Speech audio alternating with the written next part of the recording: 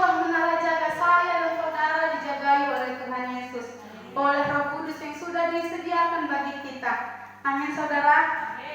Mau dijagai Tuhan Yesus, saudaraku. Amin. Itulah saudaraku, Bapak Ibu dan saudara, kita selalu dijagai oleh Tuhan.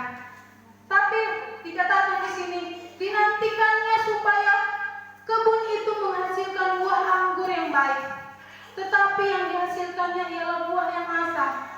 Saudaraku, bisa saja kita sering datang beribadah kepada Tuhan, bisa saja kita terus datang setiap semua kita datang ibadah kepada Tuhan, mendengarkan firman Tuhan, tapi di hati kita, saudara, tidak menimbulkan buah yang manis. Saudaraku, saya katakan dari depan ini, itu semua adalah omong kosong, saudaraku.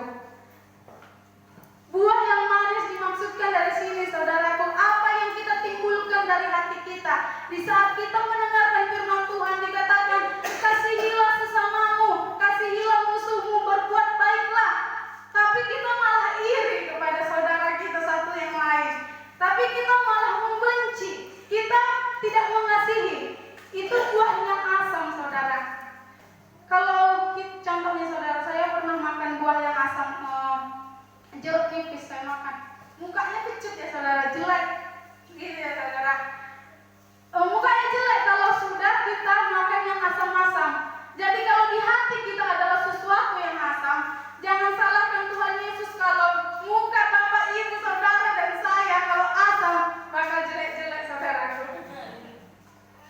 Tapi Tuhan Yesus mengasihi saya dan saudara sehingga kita membuahkan buah yang manis-manis. Kalau ada di sini memiliki buah yang asam-asam, segeralah berubah ya, saudaraku, supaya mukanya lebih berseri-seri lagi, supaya lebih cantik, lebih tampan-tampan lagi. Amin, saudara. Nah, kita lanjut, saudaraku. Di ayat yang keempatnya, apatah lagi yang harus diperbuat untuk kebun anggurku itu yang belum kuperbuat kepadanya. Saudaraku, semua sudah diperbuatnya kepada kebun anggur ini. Semua sudah dibuat Tuhan kepada saya dan saudara. Yang terbaik sudah disediakan Tuhan. Yang tadi dicampurnya, dibuangnya segala persoalan-persoalan kita sudah dibuat Tuhan. Makanya dikatakan di sini, apatah lagi yang belum kuperbuat kepadanya. Semua sudah diperbuat, tapi kenapa hasilnya masih asam? Aku menantikan supaya dihasilkan buah anggur yang baik. Mengapa yang dihasilkannya hanya buah anggur yang asam? Kecewa Tuhan, saudaraku. Kecewa pemilik anggur ini. Dinantikannya supaya saya dan saudara memiliki hati yang manis-manis, memiliki kehidupan yang manis-manis, tapi malah kita memberikan buah yang asam. Kita lanjut, saudara, dalam ayat yang kelima. Ini yang akan dilakukan Tuhan Yesus kepada kebun anggurnya, kepada saya dan saudara, apabila kita menghasilkan buah yang kecut, buah yang asam-asam. Kita baca yang kelima. Maka sekarang aku mau memberitahukan kepadamu apa yang hendak kulakukan kepada kebun anggurku itu.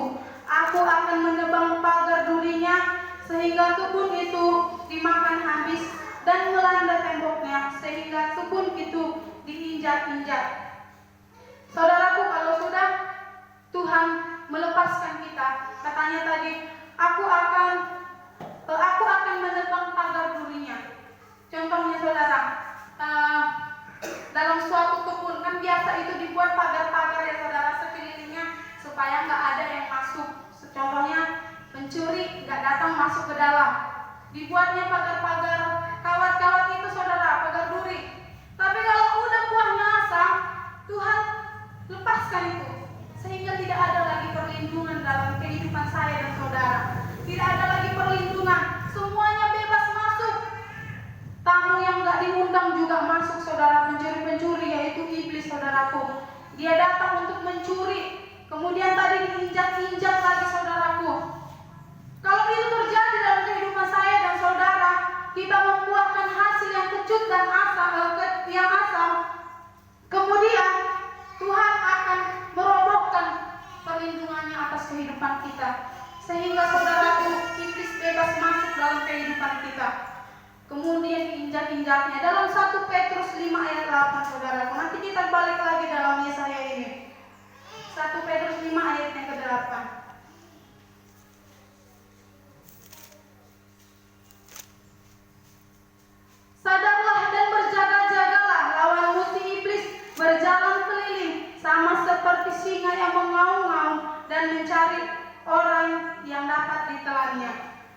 Ini saudaraku, kalau udah iblis masuk ke dalam kehidupan saya dan saudara, udahlah, gak tahu lagi saudaraku, mendekatlah kepada Tuhan Yesus. Amin saudaraku. Janganlah sampai membuahkan buah yang asam sehingga Tuhan merobohkan perlindungannya kepada kita. Saudaraku, kalau udah iblis masuk dalam kehidupan kita, apa yang terjadi? Saya mau beritahukan kepada Bapak Ibu Saudara, ketika sudah ada kemarahan dalam hati kita, ketika kebencian sudah ada dalam hati kita, ketika iri hati sudah ada dalam hati kita, berarti iblis sedang mencuri saya dan saudara.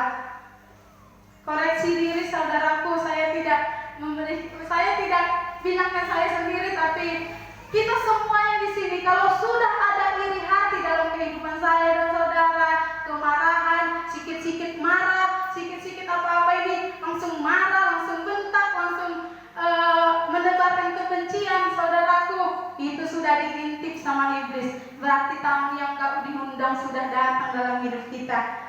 Langsunglah saudaraku, kalau udah kita benci, sudah menimbulkan kebencian kepada saudara kita, langsung aja datang ke kamar saudara, berdoa kepada Tuhan, mohon ampun. Jangan sampai kehidupan kita binasa saudaraku. Kalau udah kebencian, iri hati, kemarahan, segalanya yang gak baik-baik ada dalam kehidupan kita, mulailah koreksi diri, kemudian berdoa kepada Tuhan, minta ampun kepada Tuhan. Karena kalau nggak sampai kita minta ampun kepada Tuhan saudara, maka ini akan berkelanjutan terus sampai kehidupan kita nanti jadi binasa saudaraku. Ada nanti saya akan jabarkan sampai kehidupan kita binasa kalau kita tidak memperhatikan semua tanda-tanda yang sudah dibuat dalam kehidupan kita. Ini tadi yang pertama ya saudara, Tuhan sudah tidak memberikan perlindungan lagi kepada kita. Berjaga-jaga kalau sudah ada keirian hati, kebencian dalam hidup kita, mulailah koreksi diri. Jangan sampai jatuh lebih dalam lagi saudaraku. Ayat yang ke-6 saudara, Yesaya 5 tadi. Yesaya 5 ayat yang ke-6. Aku akan membuatnya ditumbuhi semak-semak, tidak dirantingi dan tidak disiangi, sehingga tumbuh putri malu dan rumput. Saudaraku, ditumbuhi semak-semak ini saudara, maksudnya kehidupan kita akan memiliki banyak permasalahan hidup. Saya dan saudara akan memiliki permasalahan yang luar biasa yang tidak memiliki jalan keluar dari Tuhan. Ini adalah salah satu tanda bahwasanya hidup kita sudah mulai berbuah asam saudaraku. Kalau udah seperti ini, masalah di mana-mana, di sana masalah, di sini masalah, apa yang kita buatkan masalah, semua masalah saudaraku, dan tidak ada jalan keluar, mulailah lagi koreksi diri yang seperti saya katakan tadi saudaraku. Ada dua kemungkinan Bapak Ibu saudaraku, permasalahan yang terjadi dalam kehidupan kita. Yang pertama, permasalahan ketika kita mengikuti Tuhan Yesus. Wajar ada masalah itu untuk menguji keimanan kita kepada Tuhan Yesus. Yang kedua, masalah karena dosa kita saudara. Masalah karena dosa kita sendiri yang kita perbuat, Tuhan menghukum kita lewat masalah itu. Ditegurnya bukan dihukum saudara. Kita ditegur supaya kita mengerti Tuhan ingin kita berbalik, tidak terus jalan kepada yang salah itu saudaraku. Tuhan mau kita berbalik, makanya dibuat sebuah masalah itu saudaraku. Tapi saudaraku, percayalah, kalau kita tetap mengandalkan Tuhan Yesus, kalau kita tetap berbalik kepada Tuhan, Tuhan akan selalu membukakan jalan kepada saya dan saudara. Amin saudaraku. Saya selalu teringat kalau soal masalah hidup saudara, saya selalu ingat tentang bangsa Israel ketika mereka berjalan dari tanah Mesir, keluar dari tanah Mesir menuju tanah Kanaan. Ketika mereka lari saudara, di depannya itu ada laut keberau, di belakangnya ada bangsa Mesir mengejar mereka. Nggak ada pilihannya saudara, kecuali kalau mereka berdiri, hanyutkan diri dalam laut itu, atau ditangkap lagi sama orang Mesir. Dua-duanya salah ya saudara, maju salah, mundur juga salah. Tapi saudaraku, ketika kita berserah kepada Tuhan, di saat itu Musa mengandalkan Tuhan dan berseru kepada Tuhan, dipukulnya laut itu maka terbelah dua. Kita tidak tahu saudaraku, setiap permasalahan dalam kehidupan kita ada aja jalan keluar daripada Tuhan Yesus. Kita tidak tahu saudaraku, kalau secara logika, secara pikiran, bagaimana mungkin mereka bisa selamat ya saudara? Di depan laut ini, laut lebar, di belakang ada bangsa Israel mengejar-ngejar, nggak tahu lagi jalannya kemana, tapi mereka tetap mengandalkan Tuhan Yesus. Kemudian Musa berdoa kepada Tuhan dan dipukulnya laut itu dan akhirnya terbelah dua. Nggak tahu saudara kita dari mana aja jalan Tuhan untuk menolong kita. Tetapi saudaraku harus tetap mengandalkan Tuhan. Jangan menyalahkan Tuhan saudara.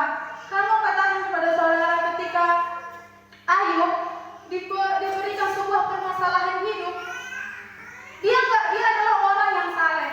Dia diberikan permasalahan hidup yang sangat berat sekali saudaraku. Mungkin kalau masalah kita sekarang ini bukan nggak ada apa-apanya saudara. Kalau kita baca dalam kitab Ayub itu, berat sekali saudaraku. Penyakit, anak-anaknya mati semuanya, harta-hartanya semuanya habis. Dia tinggal sendiri saudaraku, istrinya meninggalkan dia. Tapi saudaraku, dia berserah kepada Tuhan. Walaupun awalnya dia menyalahkan Tuhan, tapi terakhirnya dia meminta maaf kepada Tuhan dan akhirnya semua kehidupannya dipulihkan oleh Tuhan. Seperti itulah kehidupan kita saudara. Ketika kita menyalahkan Tuhan, kalau ada salah kita saudara, permasalahan kita, Tuhan kau nggak baik sama aku, kau jahat, masakan aku mengikuti engkau malah kayak gini jadinya. Saudaraku, nggak pulih-pulih kehidupan kita, tapi mulailah berserah kepada Tuhan, mulai minta maaf apa yang terjadi dalam kehidupan Tuhan, kuserahkan semua kepadamu, mulai menyerahkan kehidupan seluruhnya kepada Tuhan, maka Tuhan akan menolong saya dan saudara. Amin saudaraku. Saya mau bercerita saudara, ketika kemarin itu saudara saya kehilangan opung. Kemudian di situ juga saya lagi dalam penyusunan skripsi saudaraku.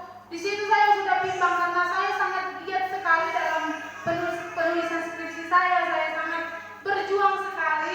Jadi waktu itu, waktunya hanya tinggal 2 hari lagi saudaraku supaya saya tidak terkena denda waktu itu. Dendanya lumayan cukup, lumayan lah saudaraku. Tapi kata bapak saya, tidak ada yang mustahil bagi Tuhan. Waktu saya di dalam mobil bercerita sama orang mama sama bapak, kata bapak, kalau udah Tuhan yang berbuat, nggak ada lagi yang bisa dilakukan oleh dosen-dosen itu, gitu katanya saudaraku. Jangan langsung bilang aku kena denda, jangan langsung bilang kayak gitu, kata bapak. Tetap aja percaya kepada Tuhan.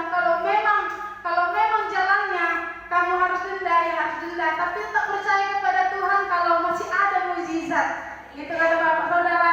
Dan ketika itu juga saya dengar saudara, saya ditelepon sama dosen kalau saya sudah bisa untuk melanjutkan ke tahap selanjutnya. Kemudian saya langsung pergi ke Medan dan saya bersyukur kepada Tuhan, ternyata mukjizat Tuhan masih nyata saudara dalam kehidupan saya. Memang hal yang kecil saudara. Kalau soal materi sangat kecil ya saudaraku, sangat kecil sekali. Tapi ini bukan permasalahan materi atau enggaknya, tapi dalam waktu yang 2 hari saudaraku masih ditunjukkan Tuhan kuasanya dalam kehidupan saya.